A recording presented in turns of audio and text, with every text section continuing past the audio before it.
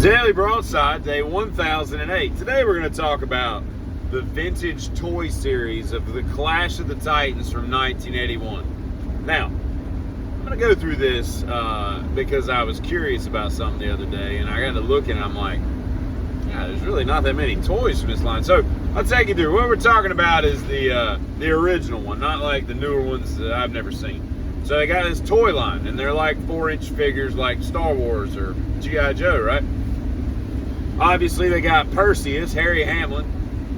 He's his own character. Then they got Pegasus, his white flying horse. You could either get him individually or you could get like a gift set where you get the horse with it. It's probably the same price, like a la carte type thing. But anyway, then you got a guy named Thallo or something like that, which was like Perseus' buddy. And I don't believe he even has like much of a part in the movie, but he's a good guy. So there's two good guys and a good horse. And then you've got Calibus, which is a real ugly guy with the long tail and with the devil horns. He's the main antagonist. Sorry. And so you got him, and I think all these people come with like a sword and a shield or something. And then you've got Charon. I don't know how you say it, because he doesn't have a damn speaking part in the movie, as I recall. He's the death guy. He's got the damn skeleton face. He holds his little bony fingers out to pay to ride across the river Styx. He's like the boat captain for the river Styx. Guess what he doesn't come with? A damn boat. He doesn't even come with a boat. He doesn't come with an oar or anything like that. I think he had like a bird or like a raven or some shit on his show. I didn't come with any of that. It's just him in like a cloak. And I'm like, what? What are we doing here? And so then you got the only other thing that comes with is there's a 14-inch Kraken, which is the big monster in the sea that, Perseus comes with Medusa's head later and rescues the blonde girl from, impending doom. So I was sitting there, I was like, where's Medusa? She's kind of like, what is that, a Gorgon? I think she's a Gorgon.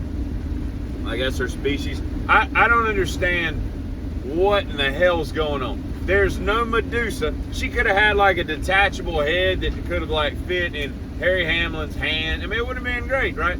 But instead, you got two good guys that can beat up Calibus, and then a boat captain doesn't say anything, and then a Kraken that, what are you going to kill the Kraken? Like, how are you going to kill the Kraken if you're playing with these toys? With a sword and a shield? Just kind of stab it? That would be like putting a pinprick in a gorilla. Like, he's not going to feel that. It's just going to piss him off if it does, That's just so dumb. And it's kind of like including the river Styx guy, right? Because, all he does is just ride the boat across the river, right? That would be like if you had if you had Titanic figures, right? Like you come out with the movie Titanic, makes a ton of money, so hey, we should come out with some action figures, we come up with a boat that cracks in half or whatever.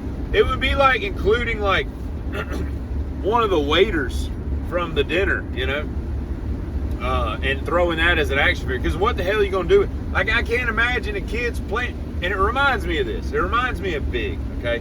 When Tom Hanks is in the movie and he's in a meeting with everybody, executives, and they're plotting some new toys, and he's like,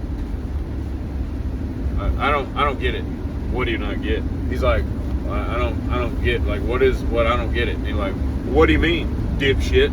Basically is what he's saying. And he's like, well, it's a building. Yeah, it's a building. It's a building. Yeah, but it's a building that turns into like a robot. What kid is going to want to play with a building? What kid's going to play with the river Styx boat cat? Why is that guy riding a motorcycle? Did he not see the weather today? This is a horrible time to be on the highway on a motocicleta. My point is this. I don't know who these people are. I had tons of toys as a kid, and you're like, this could have been so much better, Castle Grayskull could have been so much cooler. But instead, somebody who was 46 years old made it, and it's just not that fun, I don't get it. I'll never get it. But these things are going for like $80 a piece in the in the vintage collector world. But I just can't imagine you got Pegasus flying around a Kraken. and he's swatting him around. I don't even think his arms moved enough to swat. But you got no girl, you got no Hera, you got no Zeus, you got no Medusa. You don't even have that stupid electronic owl that could have sat on like Perseus' shoulder. I don't know if he sat on his shoulder. I haven't seen this movie, admittedly, since like 1981. But it still, it remains true. Like, there's not enough stuff in this world. I think they came out later with a play set, which was like, remember like one of those, like in the 70s or late 60s, they would have like Barbie's dollhouse would just be like a cardboard thing that you folded up, and like they had all these toys that were like, you know, just cardboard scenes. Everything was just painted on. There's nothing you could really move or touch. It was just weird how much we've come, you know, a long way since we were developing toys, you know, 60 years ago. But anyway, and the last couple things I'll say is, number one, Lindsey Buckingham's like hair-head combination, he's starting to look like an outdoor amphitheater. It's just a weird look. I don't know how you get your hair to do. It's almost like he's Kramer, but being serious about it. You know what I mean? And if you show me an Amazon truck that doesn't have any damage on it, I'll show you an Amazon truck that just got purchased, because those things, they must hire idiots to drive those. Because I mean, for $15 an hour, I mean, what kind of quality, you know, professional service are you really getting? But those dudes can't drive those big vehicles. You know, they all probably drive like Kia Sorentos or, you know, Hyundai Santa Fe's or something. They got this big ass, you know, 30-foot truck they got to maneuver in these tight driveways and whatnot. But I saw one just yesterday, and I'm sitting at a light waiting to go left to this T intersection, and this dude comes around the corner in a full big old Amazon truck, and the driver door just goes flying open. And I expected the driver to come following. And like all these trim parts fell out in the road, and he just looks at me like, and just keeps driving. Doors just kind of, and I'm like, what? How many times you got to open a door for the hinge to just complete, like the lock mechanism is not even doing anything to stop people from just falling out of the car every time you hang a right. It's just weird. And he just kept on driving.